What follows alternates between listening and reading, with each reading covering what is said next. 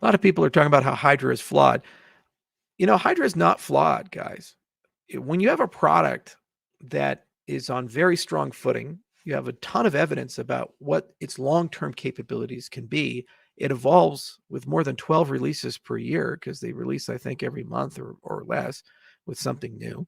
And there's a lot of community participation and actual projects in your roadmap, and you're trying to solve real problems like large NFT drops or whatever, and it's something that's a priority. It'll get there. It's just a question of how long. Is it going to get there in 3 months, 6 months, 1 year, 2 years, 3 years? And how fast is that protocol evolving? So if you just take a look at Snapshot today and say, well, it just doesn't solve my problem. Okay, well, if you come back a year later, maybe it will. It's not going anywhere. It's a permanent piece of infrastructure that continues to evolve, and the scope of problems that it solves grows and grows and grows and grows and grows. And I think this is an example of where a CEO looks at something different than an engineer would. So an engineer is in the weeds, and what they're trying to do is say, what is the best tool for the job? And if they don't have that tool, or that tool I give you is not quite fit for purpose, they say it's the wrong tool. Well, the CEO looks at the state of all tools and says, okay, well, what processes do we need to put into place so that year by year, that engineer has a larger set of tools and a better set of tools to work with?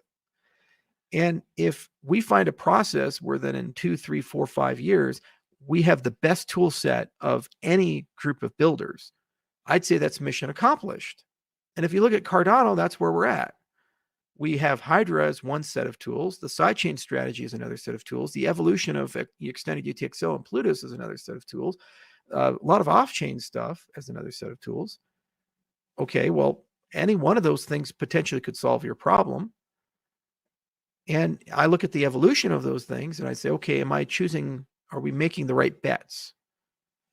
And so then the other thing is you have to get the right feedback. That's the point of a members-based organization being in charge of your product roadmap. Because then the people who are actually in the trenches and building have a direct line of communication to the product people to influence where the product goes, so you can have better predictions about your sets of tools. That's what was done with Mithril and HYDRA, where it went from nothing to where we're at with such a large group of people and doing interesting things. Now, is it perfect? No. Does it solve everybody's problems? Oh, Lord, no. But will it get to a point in the evolutionary horizon where it does solve a lot of problems for a lot of people? And the answer is yes. So what's the problem? What's the issue? Why are we having such a drama about the whole thing? We know the peak throughput can go in a certain direction because we modeled these types of things, and we have competing protocols and products that have also demonstrated that. So we know where that story goes. Is there a need for the story to go in that particular direction today, right here, right now? Are we having $500 transaction fees with Cardano? Are you having to wait 6 hours to use a dApp in Cardano? No. So why would we need these things? Why is that the number one priority? Why not instead just follow the process and get the tools to gradually grow out? And it's free and open source, and you can use it where and when you choose to use it. Here's what happened. People took HYDRA outside of IO as a marketing thing. They made YouTube videos and said HYDRA is the secret weapon that's going to kill Ethereum and kill all these other guys.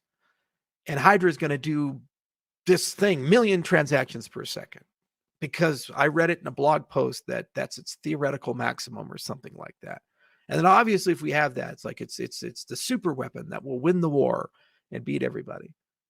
So they built this giant expectation vertical. Okay. Missing the entire point that even if you had that capability, let's say you could do it, it wouldn't win.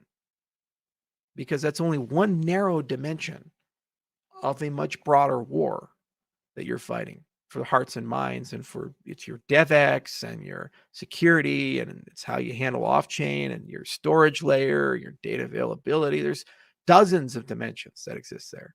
You have to look at all of them and say, holistically speaking, are this whole unit moving in the right direction, or are we very brittle, narrow, and fragile? We have a very tiny bridge to success. And if that happens to not be the road we take, we've already automatically lost the fight. So when it didn't meet those narrow expectations, People said, well, obviously it's a scam. It's a failure. These people don't know what they're doing. They're all incompetent. Meanwhile, there are all these people building, doing great work and coming up with good ideas, and they're thinking it through. And there's already next generation protocols. That's why there's Mithril 2 to succeed Mithril 1. And there's already discussions of how do we make that ubiquitous and actually even get it into the blockchain as some form of a data structure, like in the header or something. It's really powerful when you do that. Smart contracts can touch it, talk to it when you do that. Very good thing. Yeah, so that's just nature of how things go. And it's also an indication when people have never done product development or led a company or done software development. It's hard. It's a real job, and you have to understand a lot about these things in order to be successful.